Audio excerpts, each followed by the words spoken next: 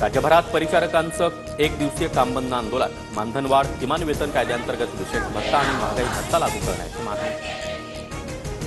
कल्याणमधील भर चौकामध्ये गोळी झाडून एकाची हत्या, जमिनीच्या वादातून नातेवाईकांनीच हत्या केल्याचा संशय, पोलिसांकडून आरोपींचा शोध सुरू. पिंपरी चिंचवडच्या दापोडीमध्ये रिक्षांची तोडफोड, दहशत माजवणाऱ्या आरोपी नुमान खान, मुझफ्फर कुरेशी, सिप्टेन खानची पोलिसांकडून भरवस्तीमधून.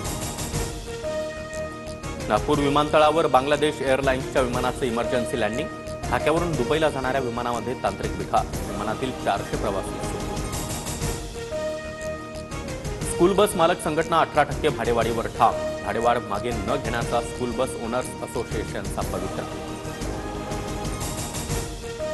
इटवाळा खडवली दरम्यान मालगाडीचं कपलिंग तुटल्यानं मध्य रेल्वेची वाहतूक विस्कळीत, डाऊन मार्गावरील सर्व लोकल गाड्या पूर्णपणे बंद.